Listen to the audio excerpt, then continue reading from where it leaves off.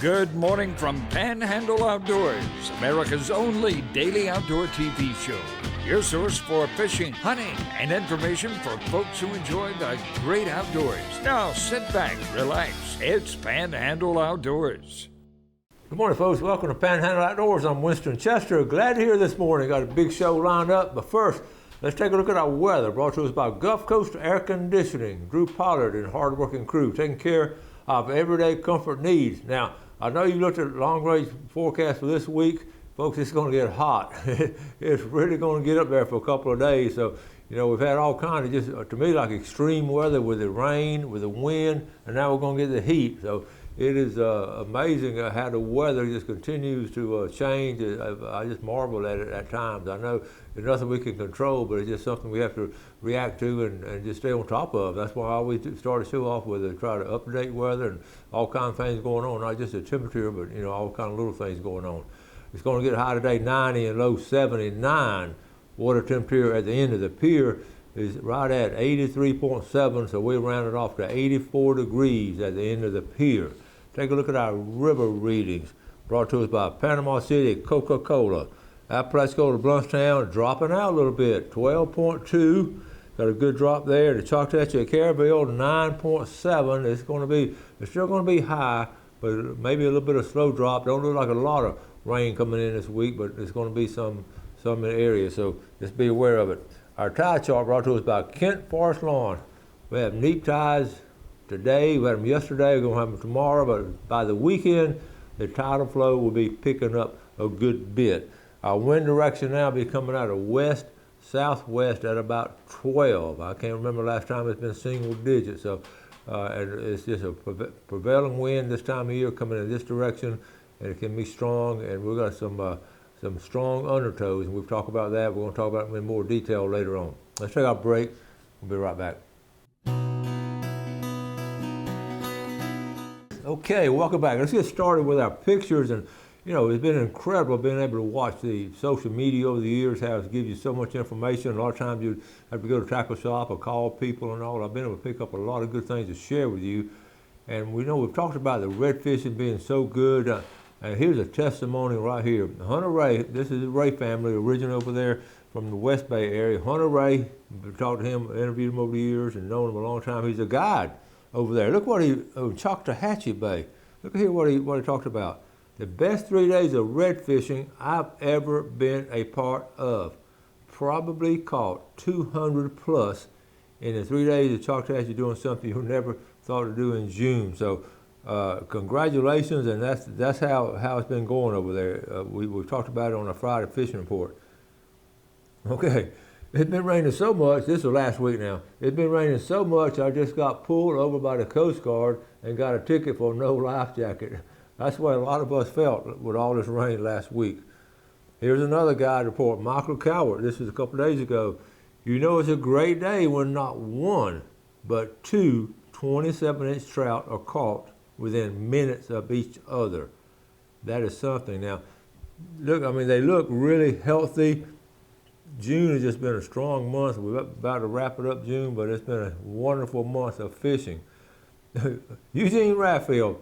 Okay, Raphael Fisheries is proud to have our baits at Buc-ee's. I love that beaver. So here's Eugene. They've got some frozen bait. Now, Buc-ee's, I don't know where this one is, but if you've been in one, I've been to several of them. One up in Huntsville, Alabama, on the interstate. That's one. They say it was the biggest one. They just finished it last year. It is huge, but isn't that cool to carry bait? Raphael bait right there. Raphael bait and Buc-ee's. So you have a snack along the way. You take it with you, you get hungry, and there he is right there. Eugene Raphael, the Raphael family from the 1800s. Eugene don't go back that far. Brock Meyer, again. Giant whiting alert.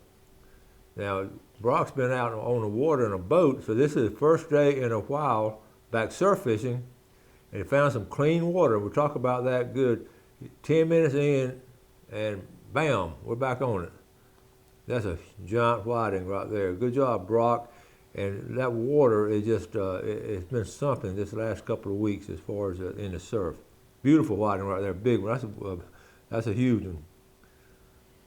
The Gottewopper Mexico Beach. They didn't tell me much about it. Mitch Coleman sent me some information on it, but I will go ahead and mention it here. They did the results because I wanted to show you they did red snapper and king mackerel too.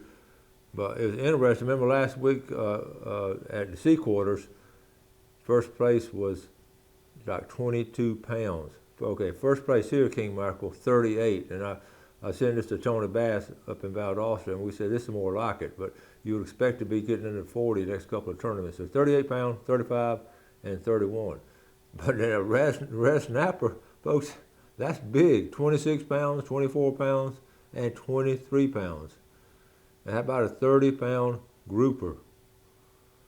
And for those that don't know, on target weight, this is just a random thing. So you can, even if you don't catch a big fish, let me explain target weight to you on the bottom right-hand corner. This red snapper, they just randomly pick a number, 12.25. Well, this boat, Keenfish, got 12.32, so they win money. And same way with each one of the three groups. So when you have a target weight, that's just fun because it gives everybody a chance. So you don't throw, you keep a 12-pound snapper and good eating, and look at there. So I want to explain that to you. Elizabeth Murphy, 4th grade teacher at Weewaw Elementary School. Her first red of the year. She's finally getting out, enjoying some summertime. That is a nice one, Elizabeth. And my guess is down there somewhere around Apalachicola Bay. Oh, this is good. This is on Panama City Fishing page. Bill Lloyd. Love is teaching your 10-year-old grandson to throw a bait net. He did good. He had the procedure, but still working on the technical. Half pancakes and half tacos. And that's the way to describe it, okay? Okay, here it is. You just, and you can find any, this is out in the bay, any kind of good bay water. And here he is here, okay. Good job. That's something good to learn, okay? And one more, St. George Island, the pier did not disappoint. And when we talk about the pier down there, they talk, that's the old bridge. I don't know why they don't call it old bridge, but some people call it a pier. But the croakers here, a good mess of fish. Those are good eating fish. And remember on our Friday fishing report, I pointed that out, how good the old bridge is out of East Point. Okay, so you look at those pictures and you think back about all of the you look at the reports and the forecast on what's coming on and fishing for the weekend, and then it's so good at the first part of the following week to show these pictures of exactly what you had talked about. So it's been a really good month in June when the weather was able to settle down of fishing. So that's good. Let's take a break. We'll be right back.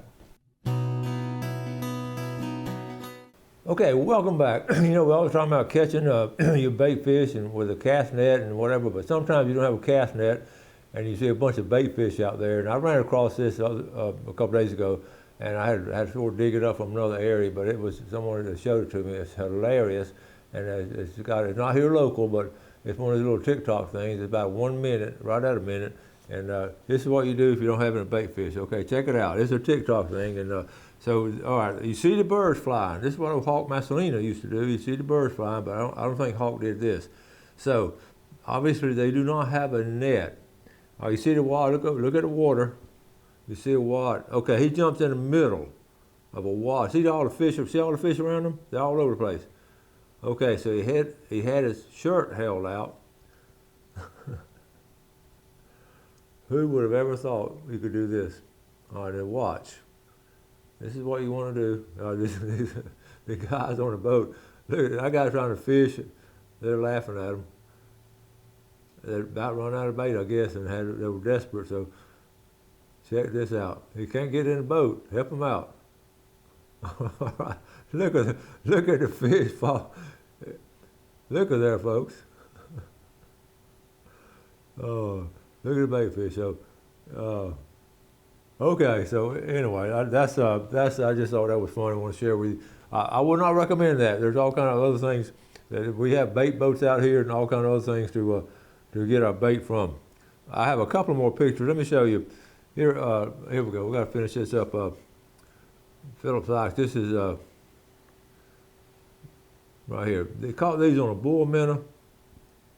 Okay, with bull minnows and a Carolina rig. A nice mess of fish right there, Philip. And again, someone else had some electronics stolen out of boat. There's been a rash. I'm aware of 3, maybe 4 different boats of people this has happened to within the last week or two. Okay, so anyway, so let's get into, this weekend we got a Bay Point Invitational coming up. It's been, well, COVID came along, sort of knocked it out in a while, so they're sort of getting it back going, and it's really a part of our heritage. It's just a lot of fun. I remember I would go to it after it first started. When it first started, people were not that aware of what's going on, but then it just started drawing huge crowds at Bay Point billfish, and I would go. And then when I was doing my book, I wanted to include it in my book because it was part of our fishing heritage all throughout. Because it started back in the '80s, which was about 40 years ago. So what I did, I took the pictures out of the book. I want to show you a couple of them right here. This is the page here. It's called just a Bay Point Billfish Tournament. It started in '84. Scott Burt and Bill Spann, and they put up $50,000, and it went on in there. And but here's the very first winners, and these are some locals. Okay, the first blue marlin that ever weighed in at the Bay Point Invitation was 1984. Was caught by Joy Chapman, and a lot of y'all know Joy Chapman and his brother Kristen. And they were on the 6 Seas. There were 6 Chapmans. That was their boat, their private boat. And there's Joy there and Kristen on the right. So they're grown men now. And I thought that was cool. A cool picture. That's part of a history. And then I got to talk to Linda Gale Boggs and her husband, and she that was a great tournament there. She was so happy. And Bill Spann, we talked about, I interviewed him on it. He was so happy for Linda to win it. And she and her husband, and you had John Boggs, local attorney, they billfished a lot back in the '70s. So the Bay Point Invitational was first women. And here's a picture of Bill Spann, and of course the winners and all. And then up here from folks out of Dothan and Birmingham, they shattered the state record. So all kind of cool things were going on there. So anyway, what I want to talk about, they were so good. And I was doing the book, and when the book came out, Bill Spann called me, and he was so gracious. He invited me to come out because he knew I would come to the tournament. He wanted me to, they had like a big tent that sold all kinds of stuff. He wanted me to get in that tent and bring my books with me and sit over there, and they had a table set up for him, didn't charge me anything, and just he wanted to help me sell those books. I never will forget the kindness, and I did that for a couple of years there. And a lot of folks came down from different places and were able to get the book. So that was just, I appreciated that. So, okay, now, let's give some stuff away. You remember I was telling you last week we're going to do like a summer sweepstakes? Well, I decided what I'm going to do.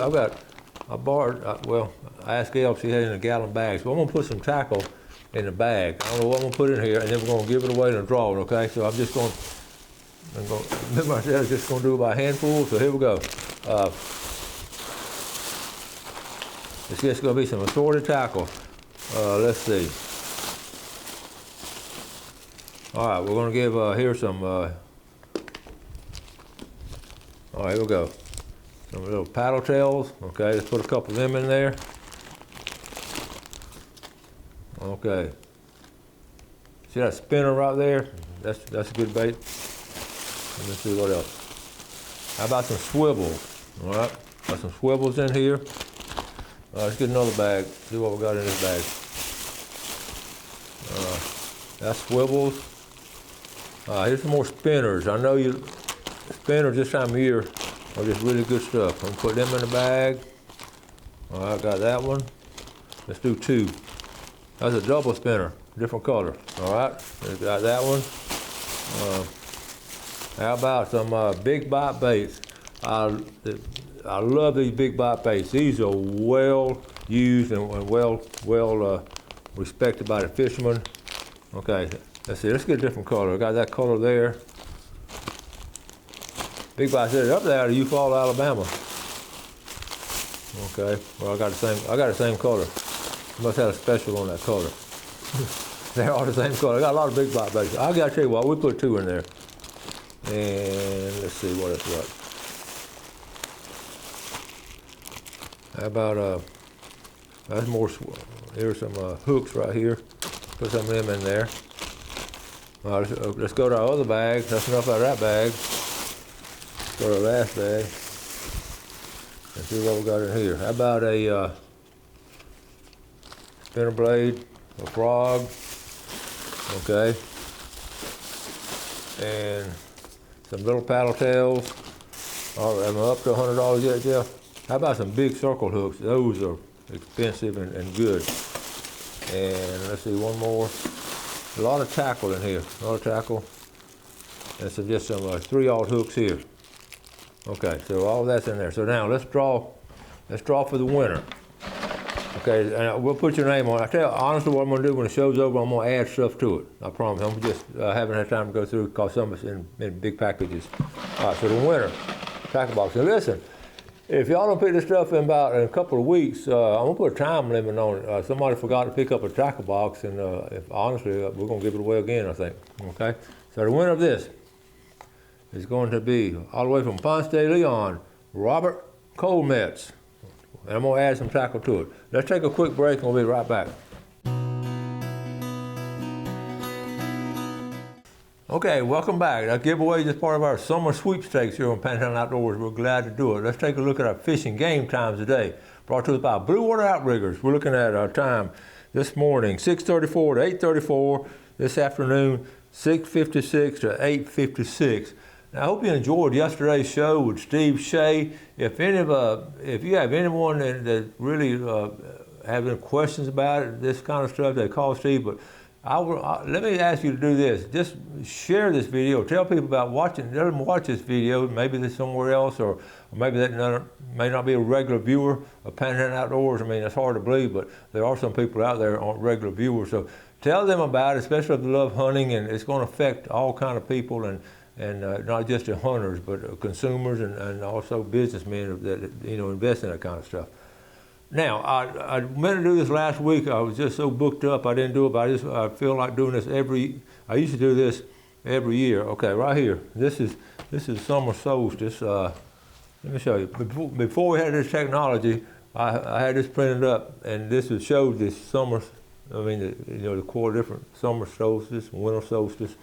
Anyway, and we used to put it on a stand and Jeff would zoom in on it. But anyway, I just want to go over here technically what's happening with the sun and the earth at this time. Okay, we're in the lower right-hand corner, the summer solstice, and it happened last week, the longest day of the year.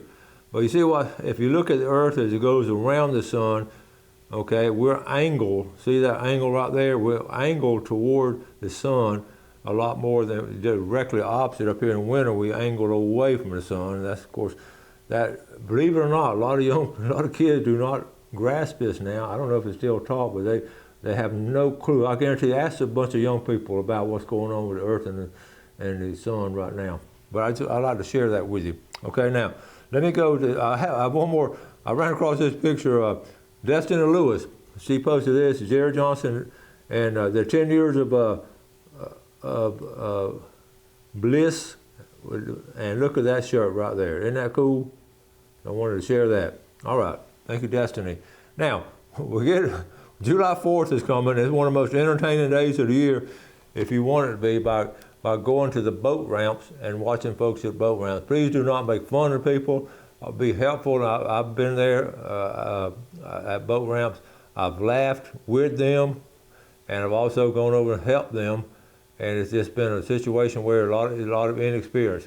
The vast majority of people have the experience to do in and out, but then we have people coming in and not doing so. Mitch Coleman posted this on Mexico Beach MBARA. So here it is right here. This is what they're doing at their boat ramp, and this is good for any boat ramp, the Mexico Beach boat ramp. Number 1, do not park in an area that would block the ramp. Common sense. Number 2, complete all prep work first in a trailer parking space. Okay, let me talk about, that's the one I talk about all the time. Get everything ready in your boat and have it all ready so you just back up and pull out. We've talked about that for the 18 years I've done this show. Every year around this time, right around this time of year when I talk about it, get it ready. Okay, number 3, this is sort of new because we didn't used to do a lot of this. Number 3, pay all required parking and launch fees. I do not like that. That's not right because our boat ramps are built with public money, and then we're having to pay And that's just not right to me. I'm sorry. Everybody's doing it now, but it don't make it right. Number 4, safely, quickly, and efficiently have others in the crew to make, just help each other out. Number 5, as soon as the boat is off the trailer, move it out of the ramp area. Number 6, pull the trailer back up the ramp safely in a designated spot as quickly as possible. And number 7 now, this is important in some areas, please don't get creative with parking. If no spaces are available, do not launch. And that's interesting. That's for Mexico Beach area. Most areas, I'll tell you another place that got really hurting for a parking spot is Carl Gray Park here at the bridge.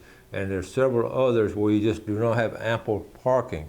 Now down in the St. Joe area, the St. Joe City Marina, you have a lot, see the ramp there, you have a lot of parking way off to the side. So, but at Mexico Beach, if you don't have a place, they just recommending you don't launch there. So, and it's parking. That's the biggest problem now. It's not actually the launch itself. Most launches are in really good shape. The concrete set and it's all been redone. They're all in good shape. But the parking now over in Choctawhatchee Bay, there's some areas over there that's sort of limited parking. So be aware of that. Apalachicola under the bridge, you got plenty of room there. So just be aware of your boat ramps, and especially this time of the year. And July 4th is a week from today. So it's going to be a lot of folks out on the water. I'll wrap it up again.